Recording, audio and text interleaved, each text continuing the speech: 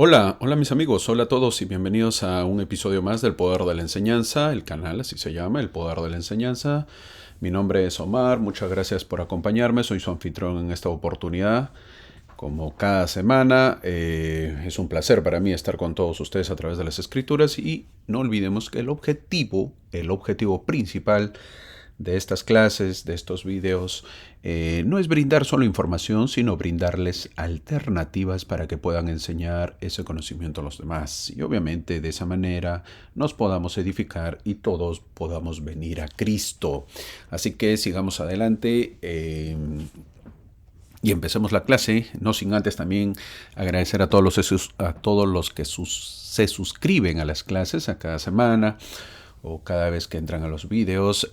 Muchas gracias por hacerlo, muchas gracias también por acompañarnos y darnos like. Y obviamente mirar los videos que les agrada y les comparten a las demás personas.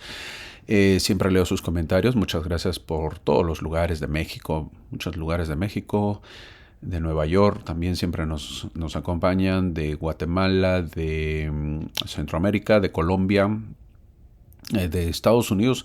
Por cierto, hay muchos del estado de Texas. Texas es uno de los estados más grandes de Estados Unidos, así que hay muchos que viven aquí y obviamente es muy grande saberlo y encontrarnos de repente, conocernos. La gente de Chile, de Argentina y de Uruguay y de Perú también, muchas gracias por acompañarnos, de verdad. Y qué bueno que nos una el Evangelio.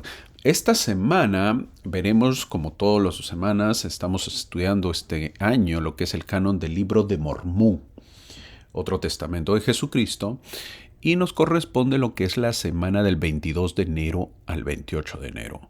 Estamos estudiando, como todos lo saben, el manual de la Iglesia de Jesucristo de los Santos de los Últimos Días, que es el manual Ven, Sígueme, que es un manual de la Iglesia. Entonces, en base a ese cronograma, estamos haciendo el estudio del libro de Mormón. Esta semana nos corresponde el episodio 4 y veremos lo que es la primera de Nefi del capítulo 11 al capítulo 15. Una vez más, saludo a todos los que nos siguen, agradezco muchísimo a los que se suscriben y obviamente les gusta el video y nos miran. Es un grato gusto el poder compartir el Evangelio y edificarnos todos. Siempre leo sus comentarios y obviamente gracias por acompañarnos. Así que vamos a deleitarnos en la clase de esta semana. El título de la clase del día de hoy, que corresponde a la semana del 11 de primera de Nefi, del 11 al 15, el título es Tenían por arma su rectitud y el poder de Dios. Esto está basado en primera de Nefi, capítulo 14, versículo 14. Que dice lo siguiente: y aconteció que yo, Nefi, vi que el poder del Cordero de Dios descendió sobre los santos de la iglesia del Cordero y sobre el pueblo del convenio del Señor, que se hallaban dispersados sobre toda la superficie de la tierra y tenían por arma su rectitud y el poder de Dios en gran gloria. Fin del versículo. Nefi está contando de la visión que él tuvo. ¿Se acuerdan? Todavía hemos estado terminando la visión y él está contando la visión que también él tuvo, porque la primera visión lo tuvo su papá o su padre, que es Ley. No voy a demorar en esta oportunidad en hablar algo más porque hay muchísimo material en esta clase, como en todas, así que a veces de repente hablo de algunos temas y nos ocupa mucho espacio. Por cierto, no se olviden, o siempre lo menciono, yo trato algunos temas nada más con respecto a las escrituras porque no puedo tratar todo ya que sería muy extensa la clase. Brevemente menciono, algunos amigos, hermanos o comentarios dicen: hermano, ponga más material para que yo pueda aprender más. Déjenme decirles que las clases, porque bueno, el motivo es que quieren más herramientas o más conocimiento para poderles darles sus clases. Y miren, a veces las clases que yo hago duran una hora y media, a veces, ¿no? Una hora 30, 40 minutos. Y hablo solo.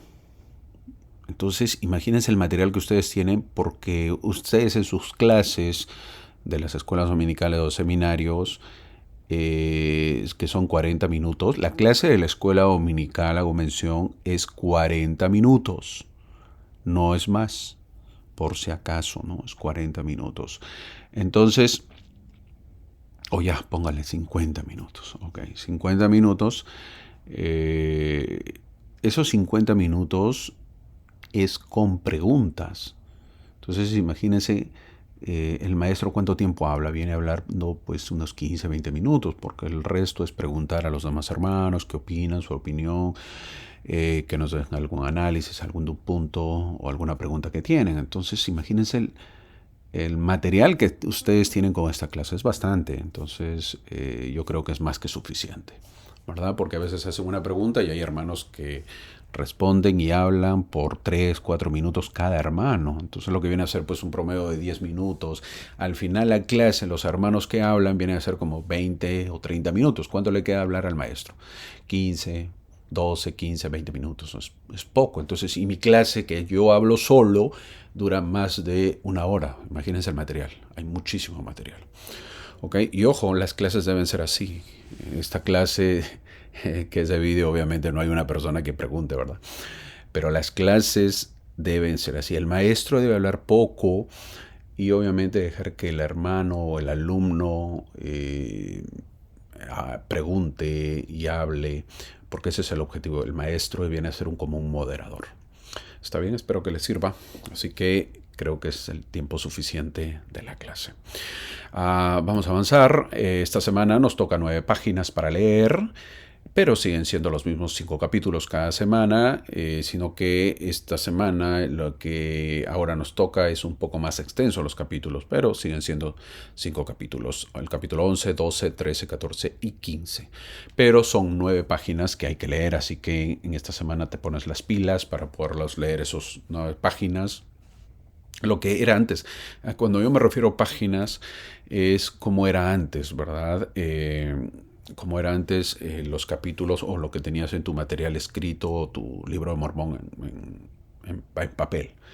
Por eso son 9 páginas. Yo me baso en base al libro de Mormón en papel. Porque ahora si lo estás leyendo en internet o lo estás leyendo de tu teléfono, que también es internet, obviamente pues son 5 capítulos y no se ve el tamaño, ¿verdad? No se ve el tamaño. Entonces, esta semana nos toca 9 páginas para leer. Yo creo que también está dentro del plazo, es posible hacerlo, de tal manera que puedas hacerlo y seguirlo, de tal manera que no te demores y que puedas cumplir la meta que es leer todo lo que es el libro de Mormón. Empezamos ahora ya la clase con el capítulo 11. Es el mismo sueño, el capítulo 11 es el mismo sueño que tuvo Lehi en el capítulo 8, si recuerdan. Estamos hablando del sueño del árbol, del fruto. En el capítulo 11 es el mismo sueño que tuvo Lehi. Es igual, es como cuando uno tiene un sueño, más o menos, ¿verdad? Y se levanta y lo quiere contar a todos. Así fue el sueño de Lehi. En el capítulo 8 tuvo un sueño, muy revelador por cierto, y se levantó y sentó a sus hijos para contarles, ¿verdad? Cada uno de sus hijos, lo que ya hemos visto. Ahora en el capítulo 11 es cuando ya más tranquilo, Nefi se queda meditando en este sueño. Uno de los hijos de Lehi que ha escuchado el sueño se queda meditando en ese sueño y quiere saber la revelación por sí mismo. Es importante eso. Uno de los hijos, miren, es curioso, ¿verdad? El papá cuenta el sueño, pero solamente de sus 4 hijos que él tenía, Lehi, uno solamente se queda pensando, se queda meditando o quiere saber. Él quiere saber la revelación por sí mismo. Los otros no. Ellos están contentos y felices con eso. Entonces desde ahí va marcando siempre, Nefi marca cierta diferencia con los demás. Aunque Nefi escuchó el relato de Lehi sobre el sueño, Nefi tiene que probar su verdad espiritual por sí mismo. Y eso es importante. A veces nosotros, los padres o los hijos, compartimos un testimonio, pero todos no son receptivos a ese mensaje o a ese testimonio. El padre da testimonio en el hogar, en una clase de escuela dominical, en una clase de la noche de hogar o en la casa comparte.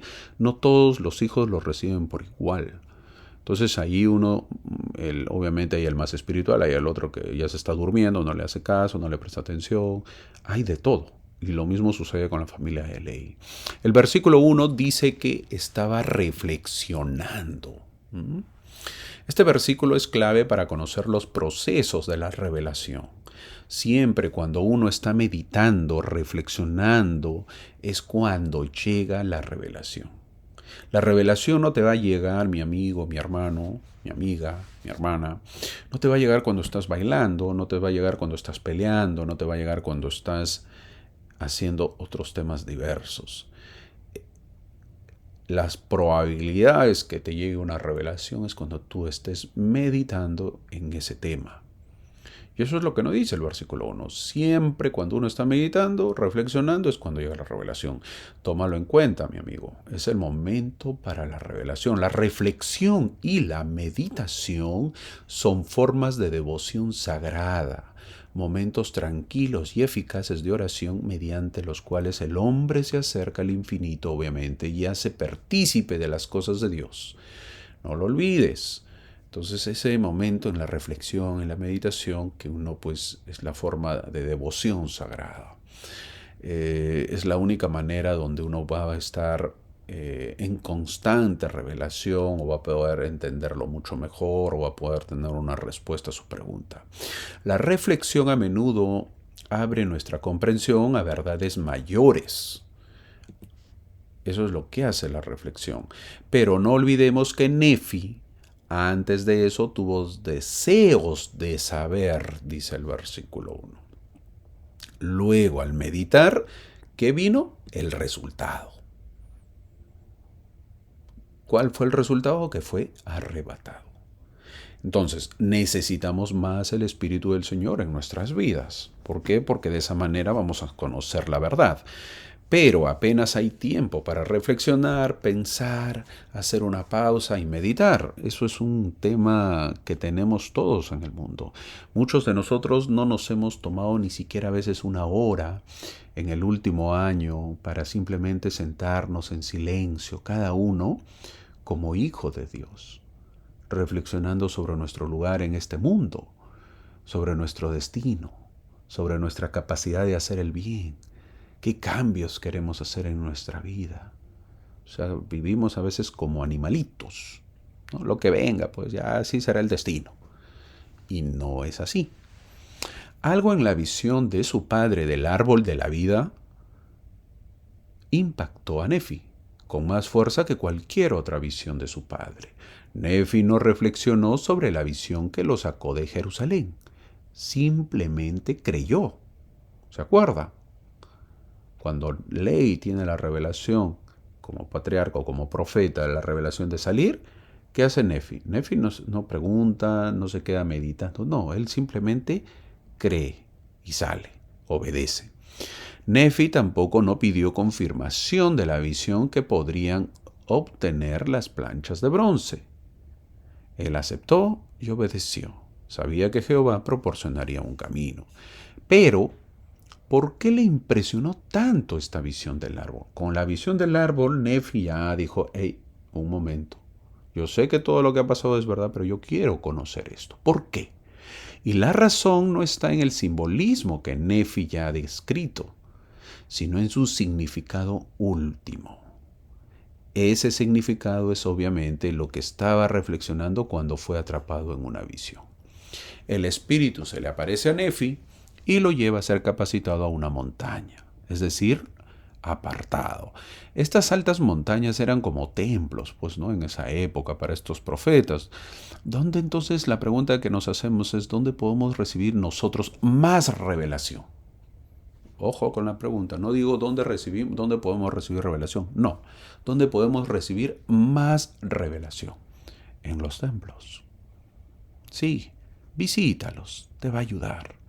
Luego el ángel empieza con preguntas simples, diciéndole, ¿qué deseas? En el versículo 2. ¿Acaso no sabía el espíritu lo que quería Nefi?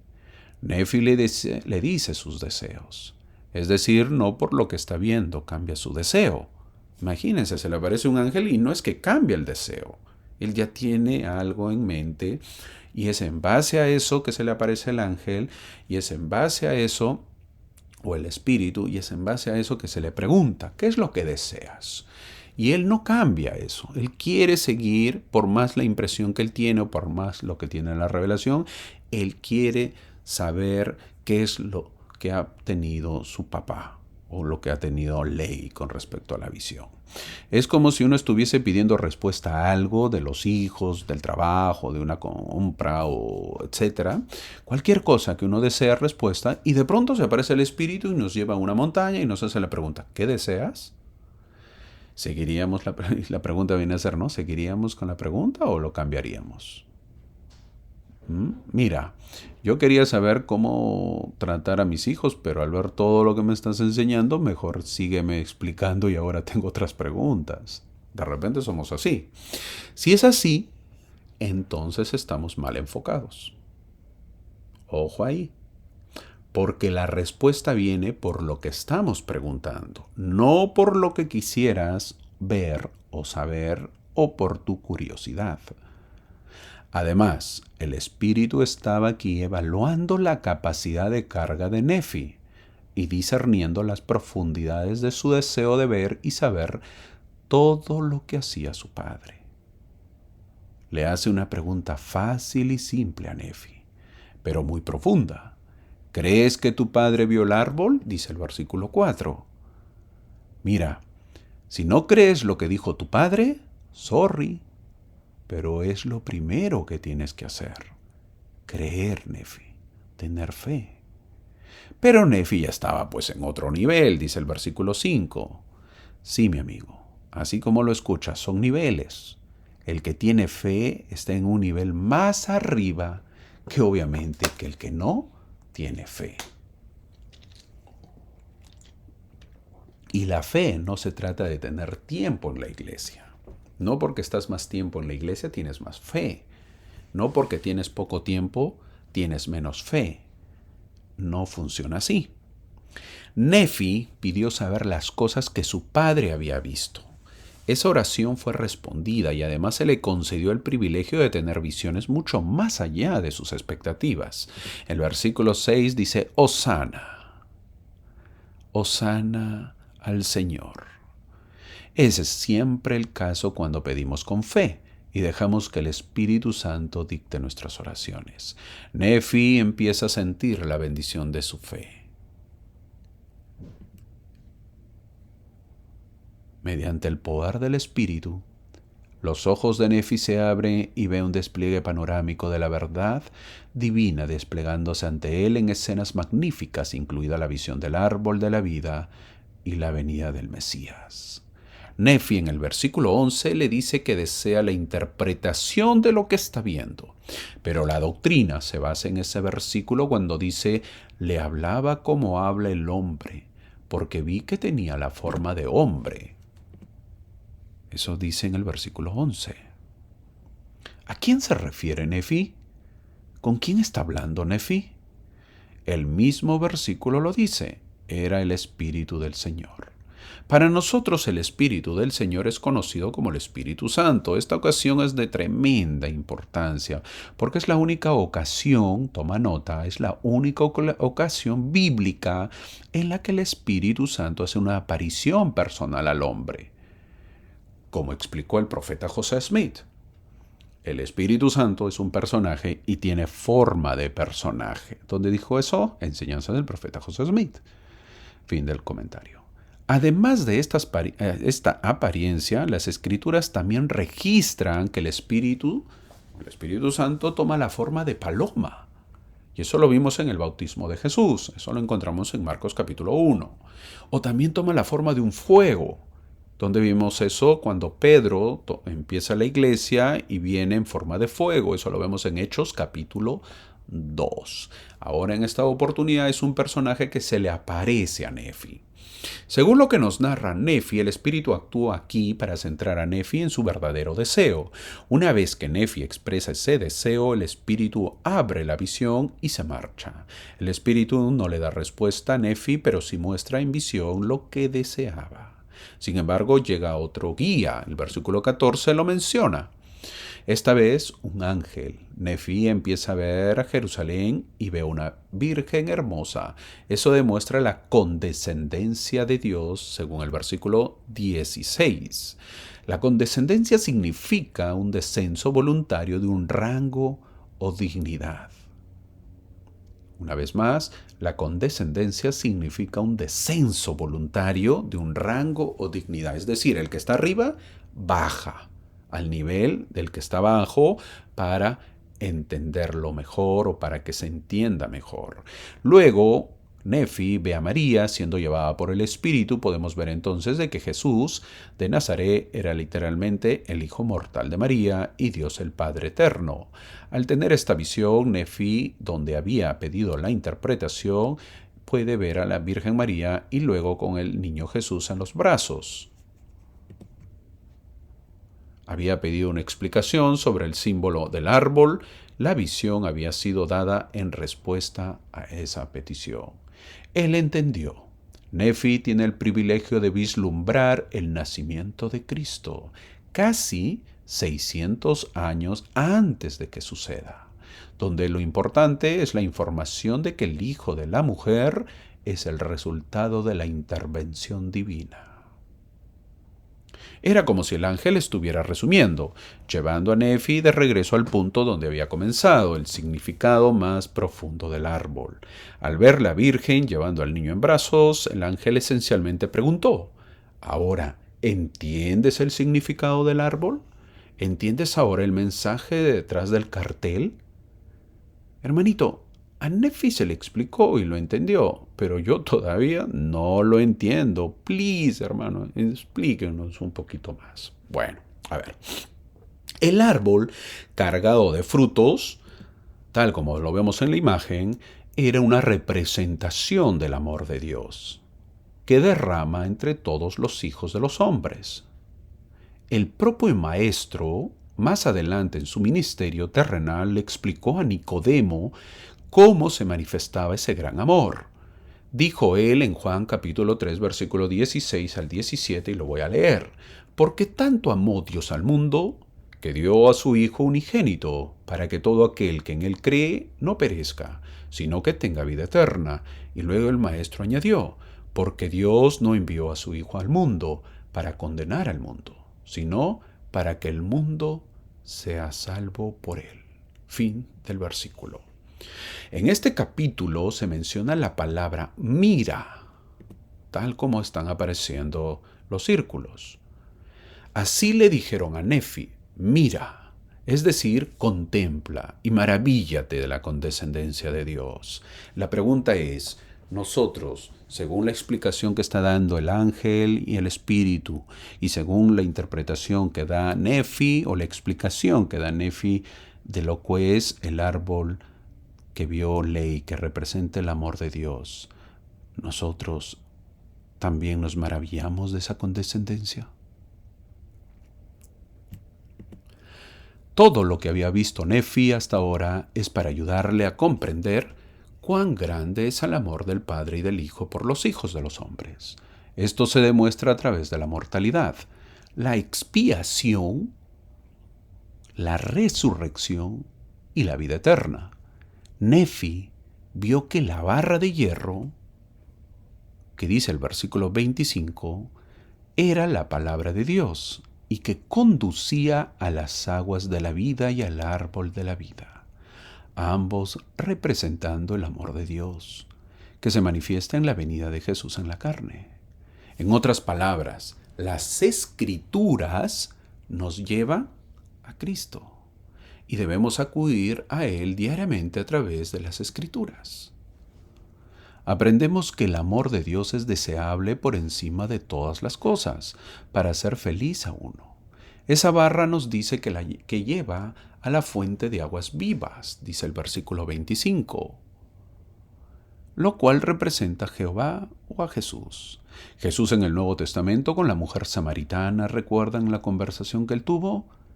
En el capítulo 4 de Juan, versículo del 10 al 14, Jesús le dijo a la mujer: pero el que bebiere del agua que yo le daré, nunca más tendrá sed.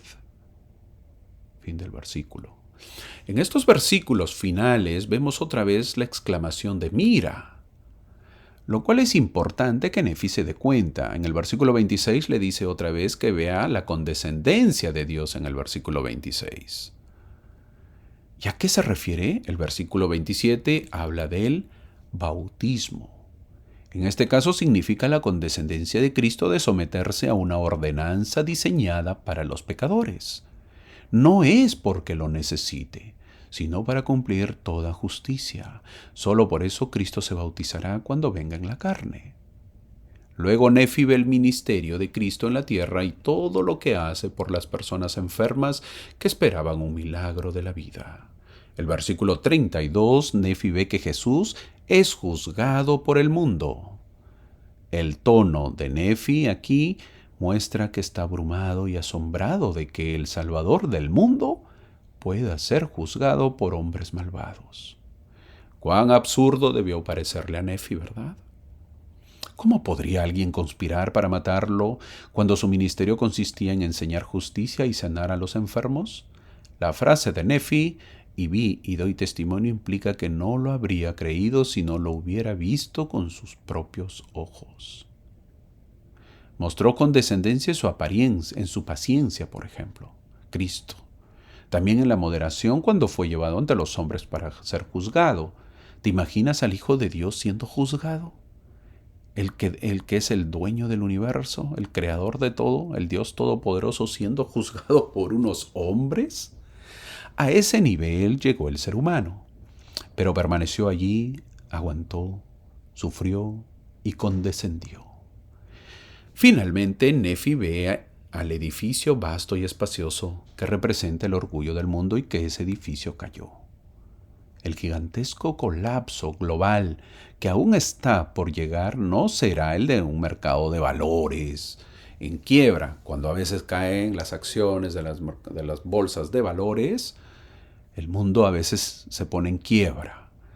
Eso no corresponde, eso no se viene, de eso no se está hablando, sino habla de la caída de mentalidades endurecidas y del orgullo colectivo cuando todo finalmente se derrumbe. Nefi testificó en los versículos 35 y 36. Aconteció que vi y doy testimonio, dicen esos versículos. El mundo en este momento está muy orgulloso de su sabiduría.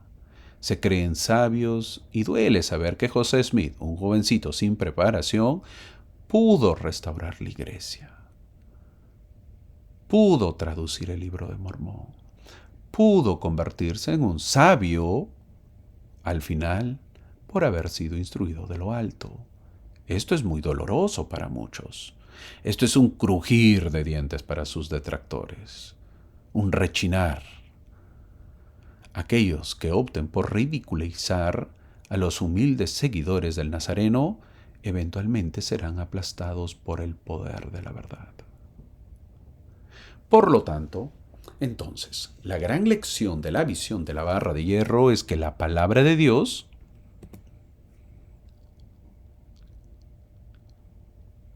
la barra de hierro es la palabra de Dios. Y con esto nos referimos, obviamente, a la Biblia, el libro de Mormón y Doctrina y Convenios, la perla de gran precio y cualquier otra cosa que el Señor bondadosamente revela a través de los canales seleccionados por Él. Ha sido dado, será dado para que sus hijos no se pierdan en las oscuras nieblas, sino para que encuentren la verdad y el camino a la salvación temporal y a la vida eterna a través del Espíritu Santo. Entonces podemos preguntarnos, ¿estudiamos la palabra de Dios en nuestros hogares y nuestras clases dominicales?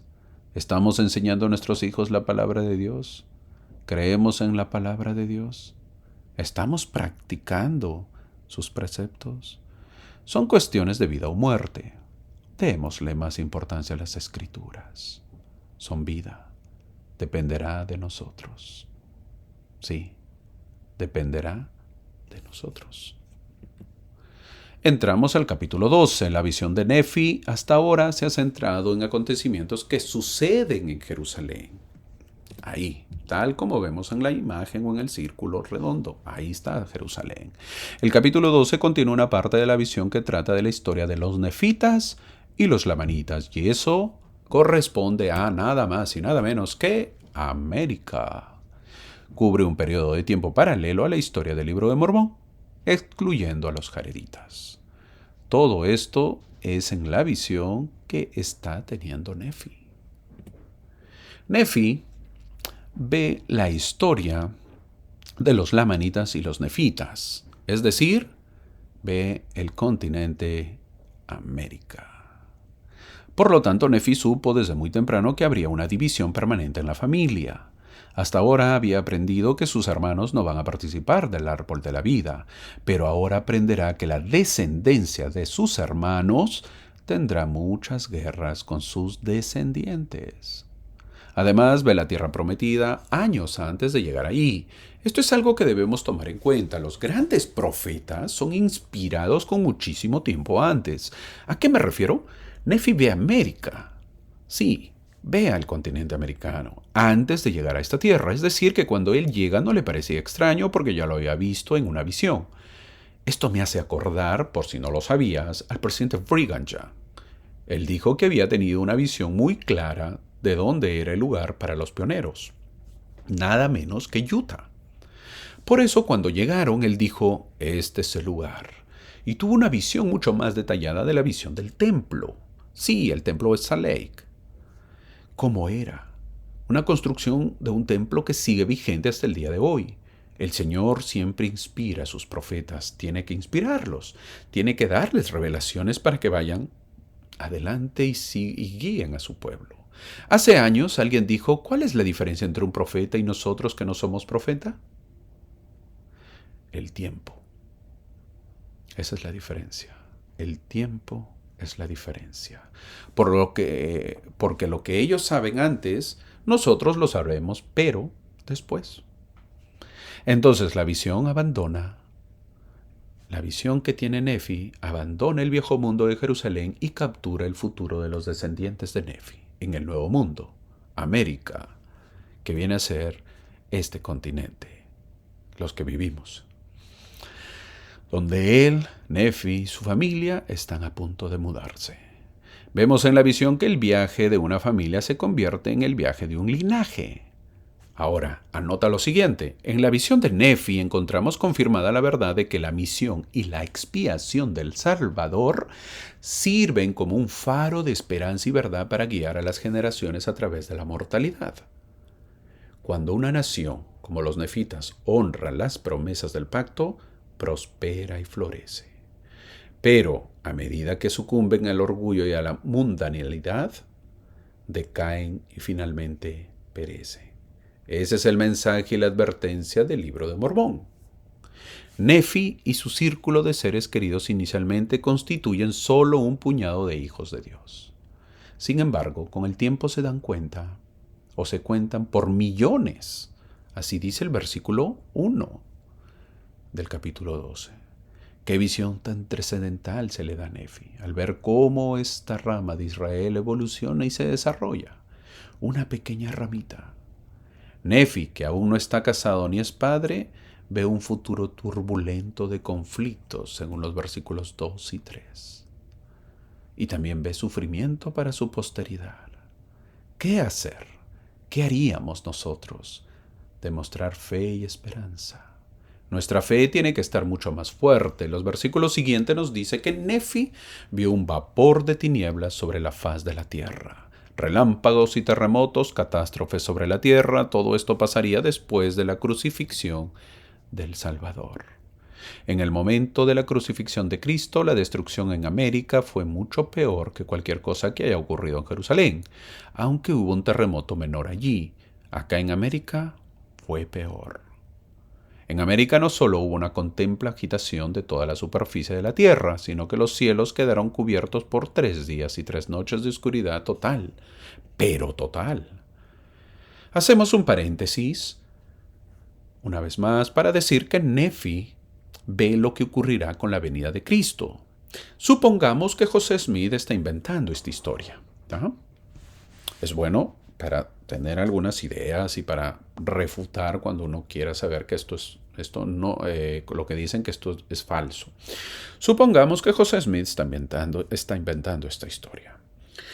Como escritor tiene que llevar la secuencia para hacer que encaje, que encaje en algún momento lo de la venida de Jesucristo. Esto es posible, pero en los grandes escritores, porque ellos hacen secuencias de sus escritos. Ellos hacen borradores de novelas. Por cierto, no crean que escribir una novela pues se sienta un escritor y lo hace en 10 minutos. No es así. Nunca es así. Los grandes, y le estoy hablando de los grandes, de los premios Nobel, los grandes escritores hacen borradores de su historia para que vaya encajando los personajes y las secuencias de la historia que ellos escriben de su imaginación. Supongamos que José Smith está inventando esta historia. Entonces, como escritor, tiene que llevar la secuencia para hacer que encaje en algún momento lo de la venida de Jesucristo, porque aquí está diciendo con Nefi lo que va a ocurrir más adelante. Entonces, más adelante en la historia tiene que encajarlo y tiene que ponerlo eso. Esto es posible, pero en los grandes escritores, pues, como lo digo, que encaje. Y para ello tendrías que tener toda la historia en tu imaginación, desde ya. Es decir, tendrías que tener una imaginación extraordinaria y eso se logra con lectura y con educación. Con el perdón de muchos. Yo sé que a muchos miembros no les gusta que diga esto, pero José Smith no tenía esa educación, ni menos tenía demasiada lectura. No era un hombre muy leído. Entonces, si no había tenido mucha lectura anterior, por lo que hace imposible que invente esta historia que narra Nefi. Con mayor razón, entonces sabemos que este libro no es inventado por José Smith. Es un libro real que fue traducido por José Smith. Cierro paréntesis y sigamos con la parte de la clase. Luego verían a Cristo descender en el versículo 6. Después del catástrofe que ocurre cuando muera en Jerusalén, aquí en América, habrá pues lo que es las neblinas, las oscuridades, habrán terremotos y luego verían a Cristo descender según lo que dice el versículo 6. Sería maravilloso saber cómo se sintió este joven profeta José Smith cuando vio al Salvador descender del cielo para visitar a los propios descendientes de Nefi. Perdón, me refiero a Nefi. No me refiero a José Smith. Sería maravilloso saber cómo se sintió Nefi cuando vio al Salvador descender del cielo para visitar a sus propios descendientes. Yo saltaría de gozo al ver esta escena, ¿verdad? Una escena maravillosa. Luego Nefi ve a 12, que son ordenados y escogidos, los cuales ministrarán a los de este continente, dicen los versículos 7 y 8. Estos versículos con el versículo 9 vincula nuevamente el ministerio de Cristo en los dos continentes. Está a través de los 12 apóstoles. Después de un recordatorio de los 12 originales, que son los apóstoles de Jerusalén, Nefi ve los 12 correspondientes en el Nuevo Mundo, en América. El llamamiento de los 12 apóstoles para el ministerio de Cristo en América debe haber sido sumamente impresionante para Nefi. Sus descendientes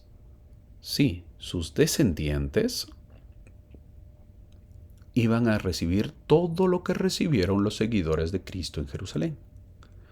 Antes de seguir avanzando debemos saber lo siguiente.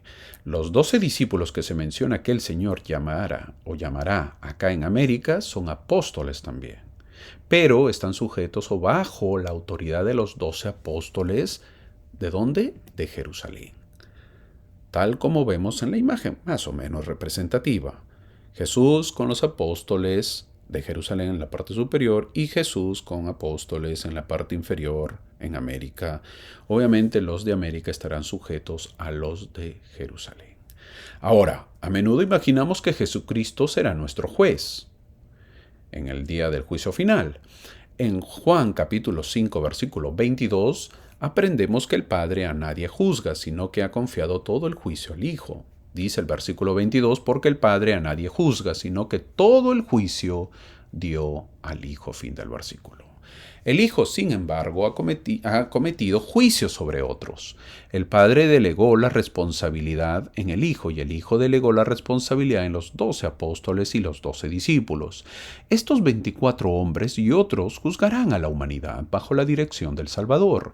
Esto quedó claro cuando el Señor le habló a Pedro en Mateo capítulo 19, versículo 28, que dice Jesús les dijo: de cierto os digo que en la regeneración, cuando el Hijo del Hombre se siente en el trono de su gloria, vosotros que me habéis seguido también os sentaréis sobre 12 tronos, para juzgar a las 12 tribus de Israel. Fin del versículo. Habrán muchos jueces, para que tengamos una idea. Un misionero, por ejemplo, predicando el Evangelio a una persona que hizo el intento de enseñarle, pero esta persona no acepta, y no acepta, el día del juicio, ¿quién crees que lo juzgará? Cuando a esta persona se le pregunte: ¿tuviste la oportunidad de abrazar el Evangelio y no lo hiciste? En ese momento aparecerán estos jóvenes y dirán: ¿te acuerdas? Habrán muchos jueces en el día del juicio. Muchos juzgarán. Por lo que vemos es que habrá jerarquía también de jueces, cada uno funcionando en su esfera asignada. Después de Nefi, ve el efecto positivo que la visita de Jesús tiene en su civilización. Aquí Nefi se convirtió en un testigo profético de la edad de oro de los nefitas. El lapso de casi 200 años en el que los hombres se trataron justamente unos con otros y en el que no hubo ricos ni pobres, esclavos ni libres, dice en Cuarto de Nefi, capítulo 1. No hay desigualdad ni inequidad. En esta escena se invita a Nefi a contemplar las 3 generaciones y parte de la 4ª que siguen al ministerio de Cristo entre los nefitas. Estos serían justos y tendrían un lugar guardado. Pero, por alguna razón, en el resumen de los registros nefitas se dice poco acerca de estas generaciones. Sería riquísimo saber cómo vivieron, ¿verdad?, estas generaciones rectas. El compendio o resumen de Mormón del año 34 después de Cristo al 320 después de Cristo ocupa apenas 3 a 4 páginas de nuestro actual libro de Mormón. Revísalo si gustas. Prácticamente estas generaciones vivieron un mini milenio, donde todo era paz y amor, una verdadera paz y amor. La tercera escena que el ángel mostró a Nefi es el periodo de la destrucción de sus hermanos en la 4ª generación, después del ministerio de Cristo, y las muchas generaciones que siguieron. Debe haber sido difícil para Nefi siquiera comprender cómo sus descendientes y sus hermanos se involucrarían en una guerra civil tan terrible de destrucción total, dice el versículo 15. El ángel pasó a explicar lo que había sucedido.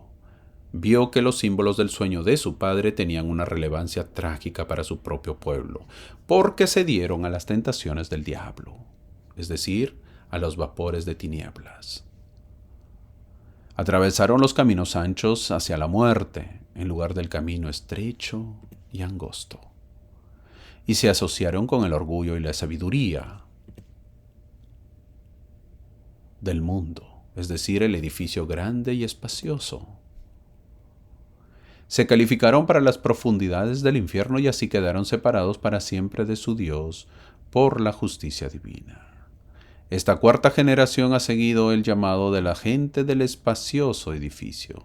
Aparentemente son el grupo del sueño de ley que probó la fruta, pero se avergonzó cuando los que estaban en el edificio se burlaron de ellos. Si bien los nefitas individualmente mantuvieron la rectitud, como pueblo estaban entre los que probaron y luego se apartaron. El versículo 18 dice que un grande y terrible abismo los separa. La justicia de Dios no puede permitir que los malvados y los justos reciban la misma recompensa. Nefi enumera 2 causas de la caída de sus hermanos: el orgullo y las tentaciones del diablo. Nefi vio que esta guerra arrasó con todos los restos de los justos y dejó la tierra en manos de un pueblo degenerado y apóstata. ¡Qué visión tan deprimente y desgarradora! El orgullo nos aleja de Dios. Nefi menciona lo peor de esta generación que tienen todo género de abominaciones. Llegamos al capítulo 13. Nefi ha visto la destrucción de los nefitas en América y luego cambia nuevamente de continente. Se muda a Europa o al continente asiático. Esto corresponde a lo que es después de la destrucción de los nefitas en el año 380 después de Cristo hasta el siglo XX. Este capítulo narra la historia de la iglesia de Europa en la Edad Media, habla de Cristóbal Colón otros exploradores y sus conquistas, habla de los cambios realizados en la Biblia cuando fue compilada, los padres fundadores, la guerra revolucionaria, el efecto de la Biblia de los europeos y los primeros americanos, el restablecimiento del Evangelio de Jesucristo, los líderes de la iglesia primitiva, la aparición del libro de Mormón y la predicación del Evangelio a los descendientes de los namanitas. Es sorprendente que este capítulo pueda contener tanta historia en solo 42 versículos. Este capítulo, hay mucha historia en el capítulo 13. El ángel le dijo a Nefi que vea, y Nefi ve muchas naciones y reinos de los gentiles, dice el versículo 3. Estos gentiles son aquellas naciones que están bajo la influencia de la gran iglesia. ¿Qué iglesia? El año pasado en el Nuevo Testamento terminamos con Apocalipsis, donde vimos que Juan está en la isla de Patmos, deportado y escribiendo sus visiones. Los apóstoles han terminado, la iglesia estaba en debacle, y Juan mismo dijo que la apostasía ya estaba ingresando o ingresó. La iglesia que predicó Pablo, al no haber apóstoles, cae en apostasía, y es donde nace la gran iglesia, algo que ahora en esta época no gusta mucho en mencionarla, pero se refiere a la iglesia católica. Es la única iglesia que existía en esa época. Otros no quieren usar ese nombre y usan mejor el reino del diablo, es decir, todo lo que tiene que ver con lo que se opone a Dios. El versículo 5 lo dice claramente que es abominable por todo lo que hacía, y así lo dice la historia. Una vez más, ya cada uno tiene que sacar sus conclusiones a qué iglesia se refiere. Nefi ve el fundador de esta iglesia y lo menciona en el versículo 6, que es el diablo, lo dice. ¿Cómo aseverar que es una iglesia en particular? Bueno, sería bueno saber un poco de historia y saber que los apóstoles terminan más o menos en el año 100 después de Cristo su ministerio. Es decir, dejan de existir. Después de ellos, ¿quiénes siguen? Las escrituras dicen que ya los lobos entraban en la iglesia primitiva, es decir, que la apostasía estaba entrando. La iglesia cae en apostasía, por lo que la iglesia primitiva deja de existir para dar paso a la iglesia grande y abominable. Esta iglesia menciona qué es lo que deseaba, nada menos que el oro y la plata, sedas y escarlatas, linos finos, preciosos vestidos, dicen los versículos 7 y 8. Al leer esto es más que suficiente para saber de quién se trata. El versículo 9, que Nefi es como esta iglesia destruye a muchos santos de Dios. Santos que llevaron a cabo la reforma. Es decir, antes de llegar a la restauración, la reforma del Evangelio. Entre ellos están, por ejemplo, el gran Martín Lutero, Juan Calvino, quienes hicieron mucho por la reforma del Evangelio.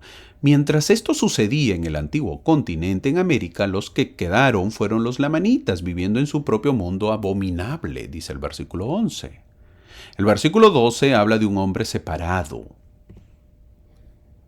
y que parte sobre muchas aguas. ¿A quién se refiere? Nada menos que a Cristóbal Colón. Sí, Cristóbal Colón. En inglés viene a ser Columbus.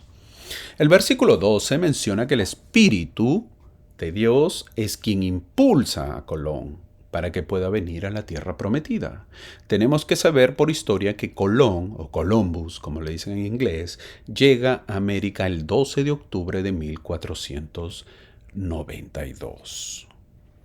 Y que en ese tiempo, en el viejo continente, pensaban que la tierra era plana y pensaban que el mar tiene un límite, y después de eso decían las leyendas y mitos que viene un precipicio y que había dragones y serpientes marinas, por lo que nadie se atrevía a ir más allá.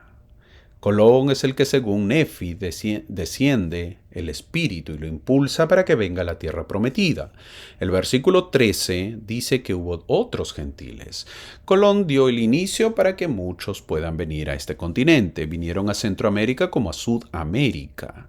Al ver la llegada de estos gentiles europeos llegar a la tierra prometida como es América, Nefi ve lo peor en el versículo 14. Dice que la ira de Dios vino sobre sus descendientes, dice el versículo 14. La historia comenta que millones de indios fueron muertos.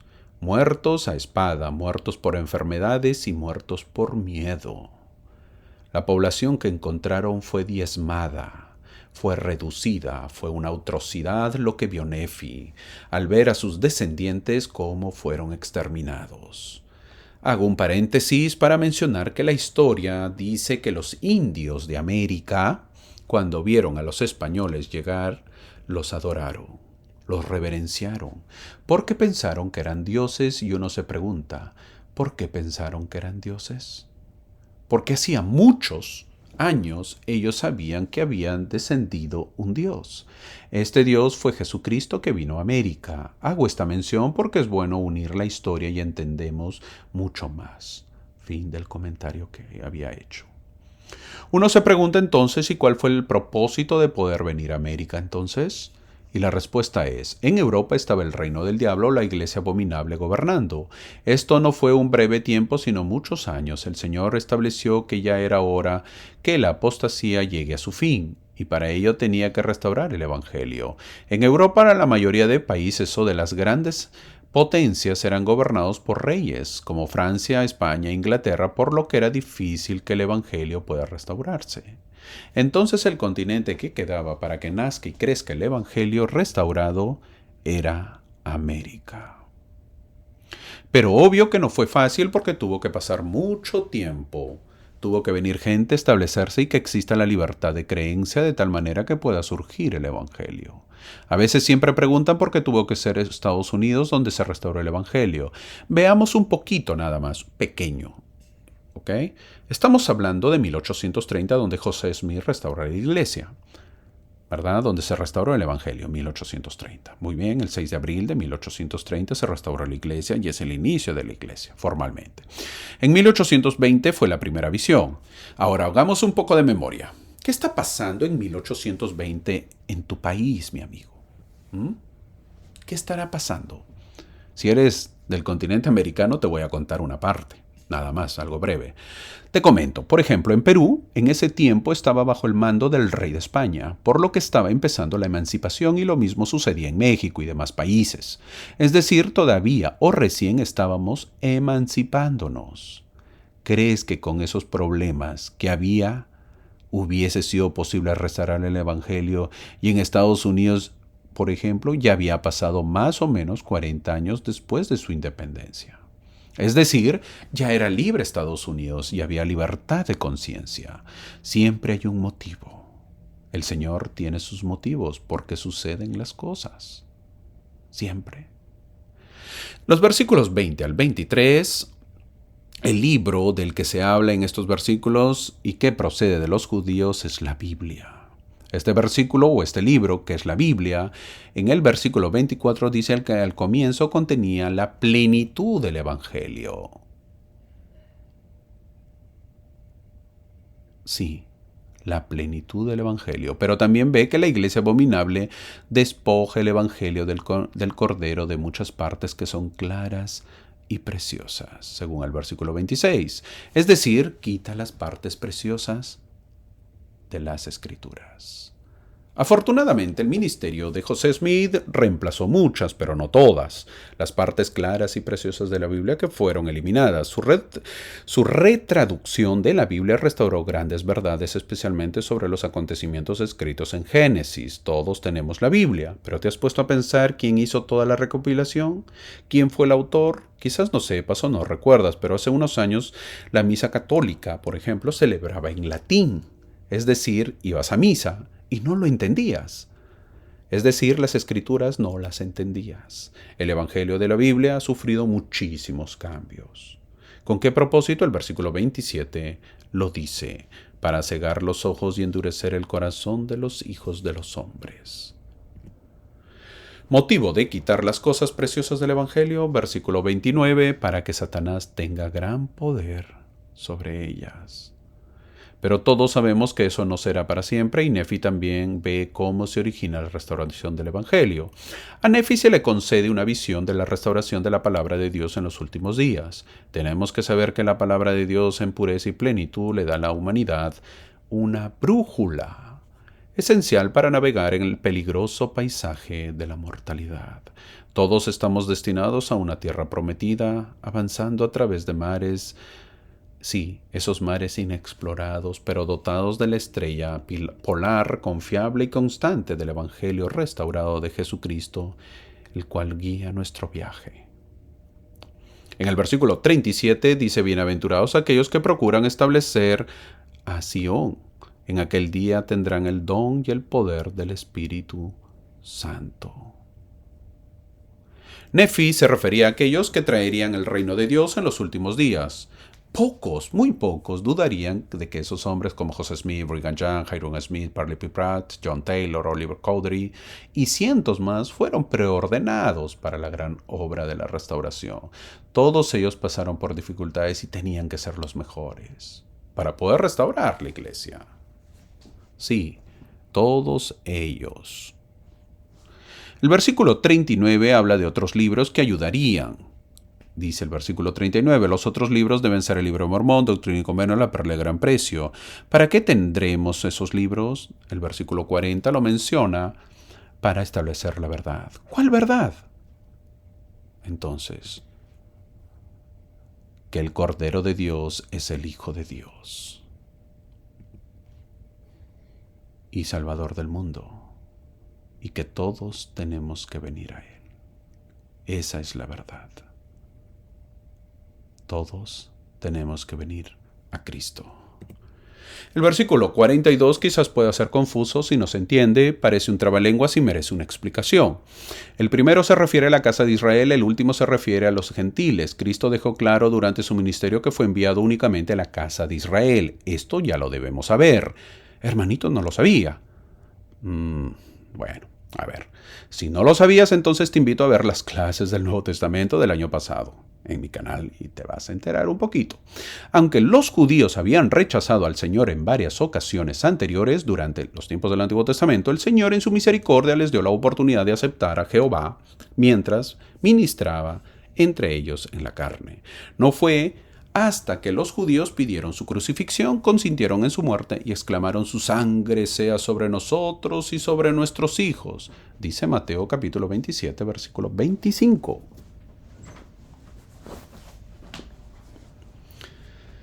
Ellos perdieron el privilegio de que se les predicara el Evangelio, preferentemente a ellos. Poco después, Pedro tuvo la famosa visión que abrió la predicación del Evangelio a los gentiles, en Hechos capítulo 10.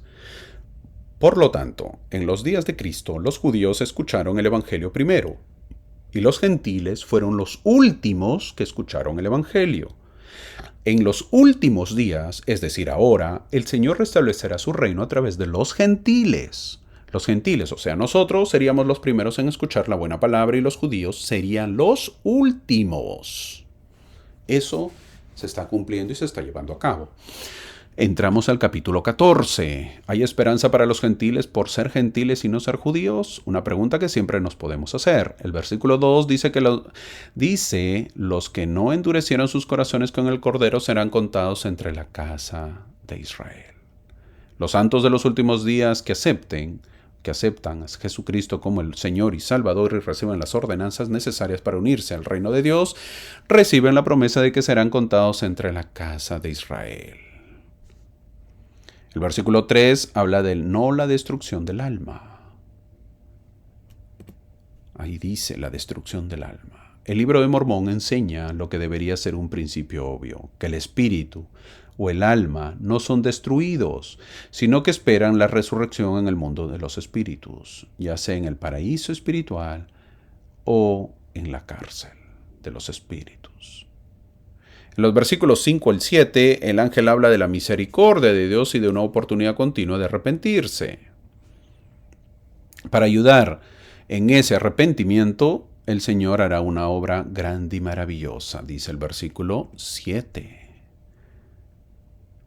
Lo maravilloso y prodigioso es la obra que el Señor realiza en los últimos días. El libro de Mormón desempeña un papel en el proceso, pero no es la obra maravillosa y el prodigio. La frase significa que el Señor construirá un reino en los últimos días, utilizando a los simples y mansos de la tierra. Reunirá a las tribus de Israel mediante un gran esfuerzo misional que tendrá éxito gracias al libro de Mormón y otras escrituras de los últimos días. ¿Y en algún momento te has preguntado cuántas iglesias hay? Si el ángel le dice a Nefi lo siguiente en el versículo 10, no hay más que dos iglesias solamente, la iglesia del Cordero y la iglesia del diablo. Fin del versículo. La iglesia y el libro de Mormón han sido criticados por la afirmación que solo hay dos iglesias. No puede ser que haya dos iglesias. Es decir, ¿estás en la iglesia verdadera o no? No hay más. En Doctrina y Convenios, capítulo 1, versículo 30, también dice la única iglesia. Y dice lo siguiente: la única iglesia verdadera y viviente sobre la faz de toda la tierra, con la cual yo, el Señor, estoy bien complacido, hablando a la iglesia colectiva y no individualmente. Fin del versículo. Estos versículos donde se habla que no hay solamente dos iglesias, que hay solamente dos iglesias, lo habrá hecho pensar a José Smith. Haciendo memoria, el motivo por la que fue a orar José Smith, ¿se acuerdan? A la arboleda, es para saber a qué iglesia debía unirse. Y se le dijo que a ninguna. Ahora él estaba traduciendo la historia de la visión de Nefi y José Smith encuentra una respuesta a su pregunta. Hay dos iglesias: la iglesia del Cordero y la iglesia del Diablo. Por lo que le esperaba a José Smith un gran trabajo. ¿Por qué? Porque tenía que restaurar el Evangelio. Entonces, ¿cuál sería una de las características de la iglesia del Cordero? Lo dice el versículo 12, sus números eran pocos. Nefi vio nuestro día, vio un grupo relativamente pequeño sobre el cual había descendido el poder del Cordero. Esta visión ciertamente describe nuestro mundo contemporáneo. A pesar del espectacular crecimiento de la iglesia, todavía son pocos frente al mundo. A pesar de ser pocos, Nefi elogia a los pocos santos, testifica que los santos estaban armados con el poder de Dios, dice el versículo 14. Lo que tenemos que saber es que el Señor no permitirá que el reino de Dios falle en esta dispensación, aunque individualmente nos sintamos que estamos armados con la justicia y el poder de Dios. Ese es el título de la clase. Colectivamente no podemos fallar, aunque la gran madre de las abominaciones reúna multitudes para luchar contra el Cordero de Dios. El reino seguirá adelante. Lo que no puede faltar son las guerras, dice el versículo 15, que continuarán hasta que el Señor termine de castigar a los impíos. El versículo 17 explica que la batalla entre las dos iglesias y los últimos días son la preparación para la redención final de Israel a medida que se cumplen los pactos. Comenzará la obra del Padre, dice. Y esto incluye el regreso de los judíos a la tierra de su herencia, el recogimiento de Israel. También indica la construcción de un templo en Jerusalén, la promesa de que los gentiles traerán a los hijos y mucho más. Luego de ello, Nefi ve a continuación los acontecimientos que suceden inmediatamente antes de la segunda venida. Se le dice que Juan, en el versículo 20, registrará estos eventos en el futuro. Estos profetas han profetizado sobre los mismos acontecimientos. Tanto Nefi como el ministerio de Juan el Revelador. En un precedente inusual, a Nefi no se le permite escribir los eventos que ve a continuación. ¿Por qué sería esto? Hay un par de razones. Primero, aparentemente Juan fue preordenado para realizar esta obra. En segundo lugar, el Señor en su sabiduría no le da al mundo todos sus misterios. El libro de Apocalipsis no debe ser entendido por cualquiera. Está escrito para aquellos con espíritu de profecía.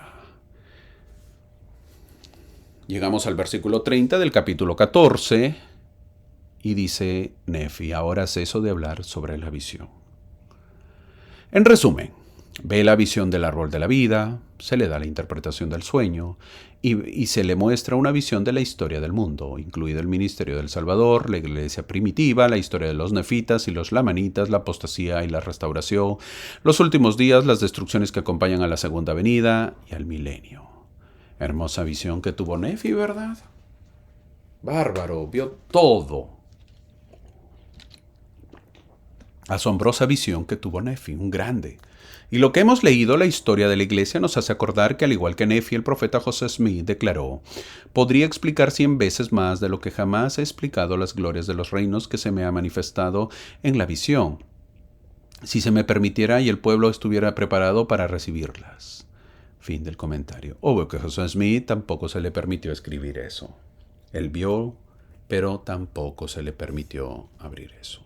Llegamos al capítulo 15 y en el capítulo 15 vemos que después de tan vasta experiencia espiritual que tuvo Nefi, vuelve a la realidad, porque así es la vida. Podemos tener una hermosa reunión dominical o conferencia o clase y luego volvemos a la realidad. Dice el versículo 1, la vida es así.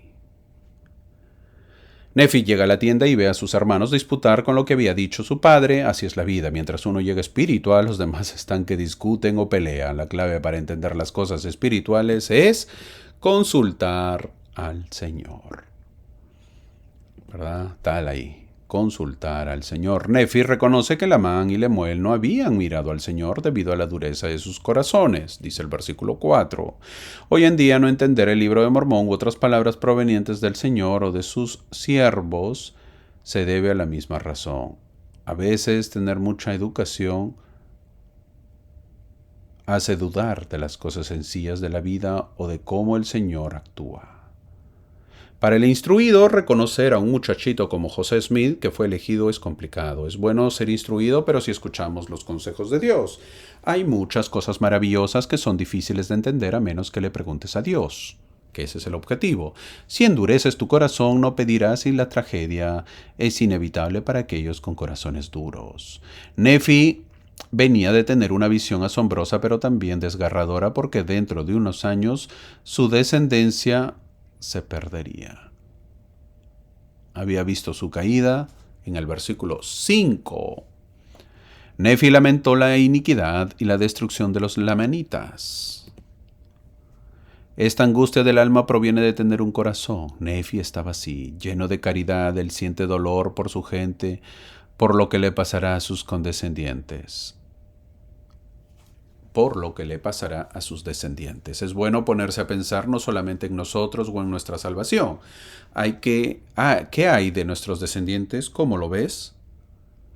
¿Seguirán en la senda, en el camino? ¿Ves a tus nietos o bisnietos en el camino o los ves apartados? Si los ves apartados, ¿qué estás haciendo? ¿Qué vas a hacer? Los hermanos estaban preocupados porque la casa de Israel fue comparado a un olivo. Esta doctrina se tratará más completamente en Jacob 5. Damos un adelanto y decimos que el olivo cultivado es un símbolo de la casa de Israel. La familia de Leí representa una rama que fue plantada en la parte más profunda de la viña. Y aconteció que el señor de la viña se fue y escondió las ramas naturales del olivo domesticado en las partes más bajas de la viña. Cuando a veces dificultades o cuando alguien tenga una dificultad, cuando tengas dificultades o cuando alguien tenga una dificultad o problema, ¿qué tenemos que hacer? Nefi nos enseña qué hizo después de haber visto una hermosa visión y sus hermanos con dificultades. El versículo 8 lo dice. ¿Habéis preguntado al Señor? Esa es la pregunta. Esa es la respuesta también. Cuando alguien nos pregunte o cuando alguien desee un consejo, tenemos que invitarlos a que consulten a Dios. Él es el primero.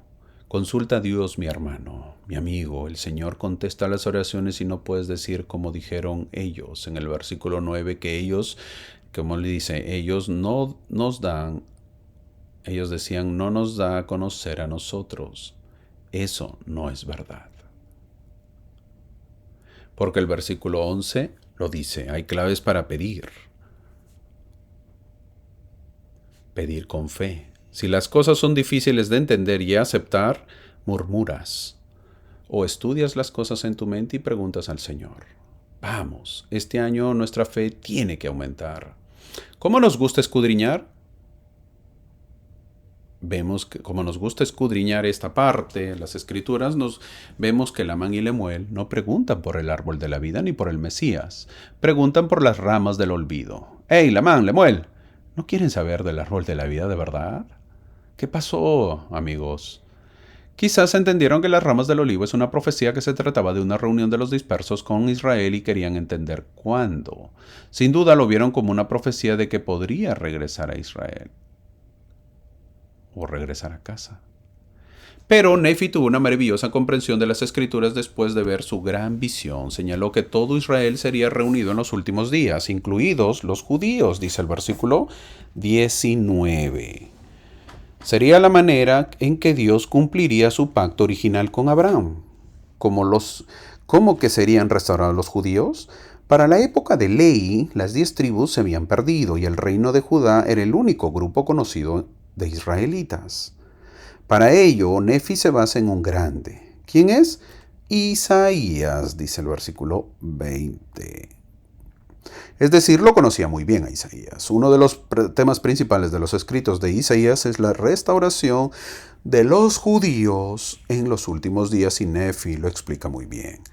Tanto así que Lamán y Lemuel, aparentemente impresionados del versículo 20,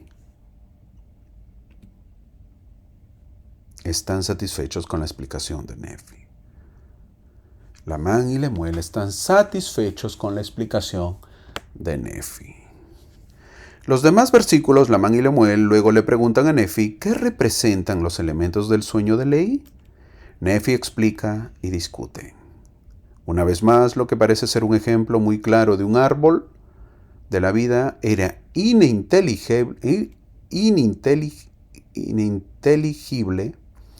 Se me trabó. Para Lamán y Lemuel. Si hubiese sido familia de Ley y escuchabas esta visión, ¿lo hubieras entendido? Y si no lo entendías, ¿qué hubieses hecho? Nefi ya ha dedicado mucho tiempo y mucho espacio a explicar los símbolos. Ahora los repite nuevamente. ¿Por qué los repite aquí? Incluso en esta forma más abreviada.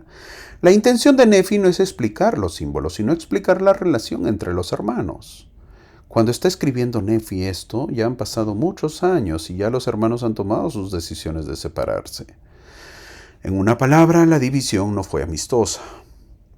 Las tensiones aún son profundas años después de los acontecimientos. Nefi afirma alguna forma de mandato divino para su puesto. En el caso actual, la experiencia con el espíritu y la visión le proporciona la capacidad de explicar las escrituras que demuestran que Nefi está en una posición superior en relación con Dios en comparación con Lamán y Lemuel, que ellos mismos lo habían perdido su posición. Cuando Nefi explicó que la barra de hierro en el sueño de Ley representaba la palabra de Dios o las escrituras, le dio una excusa para exponer realmente la doctrina del arrepentimiento a sus hermanos apóstatas. Pero no lo aceptaron.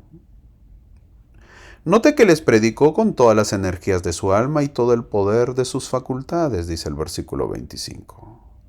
Cuando Nefi describe, sabe que sus lectores no necesitan otra explicación de los símbolos que ya han explicado en detalle. Lo que aparentemente necesitan es más información que justifique el liderazgo de Nefi sobre un pueblo separado de sus hermanos. Así llegamos al final de este capítulo, o de estos capítulos, de esta clase. El final de la clase es saber que después de escuchar a su padre enseñar, Nefi quiso comprender mejor el Evangelio. Tuvo una visión gloriosa mientras estaba sentado meditando en su corazón, dice Primera de Nefi capítulo 11, versículo 1. Hermosa enseñanza para aplicar, ¿verdad? Esta semana encontraré tiempo para estar solo sin distracciones y pensar en el impacto del Salvador en mi vida. Tomemos ese tiempo de estar a solas con Jesús. El estar solo ayuda y muchísimo. Hemos aprendido que reflexionar tiene un efecto maravilloso en nuestro ser. Estemos solos y meditemos. Nefi nos enseña eso. El presidente Hinckley contó una vez, recuerdo muy vívidamente, que el presidente McKay, en su vejez, en una reunión con sus consejeros y los 12, dijo: hermanos, necesitamos tomar más tiempo para meditar, para pensar en silencio. Voy a hacer una sugerencia a cada uno de ustedes, dijo. En el siguiente día de ayuno, aprovecha la oportunidad y organiza tus asuntos de tal manera que puedas hacer esto solo. Tal vez bajo un árbol en el patio trasero, tal vez en el dormitorio cerrado con llave de tu casa, donde puedas pensar. Lee las escrituras, piensa en las cosas sagradas y piensa en ti mismo. Busca que haya paz en tu corazón, que cada vez sea una vida más tranquila y que haya amor en tu vida. Fin del comentario del presidente Hinckley. Nefi, hemos visto que Nefi también primero ve a los descendientes de Ley como multitudes que se desarrollan en la tierra. Luego los ve divididos en dos ramas principales llamadas más tarde nefitas y lamanitas. Finalmente los ve en guerra, en orden de batalla unos contra otros. Esa visión tuvo Nefi. ¿Te imaginas cómo se habrá sentido? Nosotros no hemos o quizás no tenemos esas visiones, pero tenemos las escrituras donde podemos aprender lo que ha sucedido. No es necesario tener la visión. Simplemente leyendo las escrituras aprendemos. Enfoquémonos en escudriñar más y que nuestra fe crezca. Uno de los propósitos del Libro de Mormón es corregir la incredulidad y las abominaciones de las personas y ayudarlos a llegar a ser un pueblo puro y deleitable. Quizás sigas pensando que el Libro de Mormón dijo que había dos iglesias. Al afirmar que solo existen dos iglesias, la iglesia del Cordero de Dios y la iglesia del diablo, el Señor no está condenando categóricamente a todos los que no son miembros de la iglesia. Tampoco está, por cierto, asegurando una exaltación a todos aquellos que han recibido la plenitud del Evangelio. José Smith se fue a la arboleda a orar para saber a qué iglesia debía unirse. Se le dijo que no se una a ninguna. No se le dijo que por mientras esté en alguna y luego se le diría que se una a la verdadera. El mandato fue que no debía unirse a ninguna. Entonces lo que debemos saber es que en un día,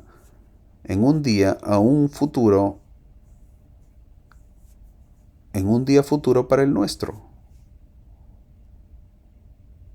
la polarización o la separación entre las fuerzas del bien y del mal será más aguda, será más fuerte. Eso será en el futuro. Hay un dicho que dice que es imposible para el hombre aprender algo que piensa que ya sabe. Muchos creen conocer el Libro de Mormón. Si es así, entonces es más difícil aprender algo. Lánzate o sumérgete como si no supieses y vas a aprender. Te lo aseguro, mi amigo. ¿Yo he leído el Mormón antes? ¿Yo he leído el Libro de Mormón antes? Si me hicieras la pregunta. Por supuesto. Y varias veces. Pero nunca lo he leído a la edad que tengo, con la experiencia que tengo y los desafíos que tengo. Así que te invito una vez más a que los leas y los disfrutes.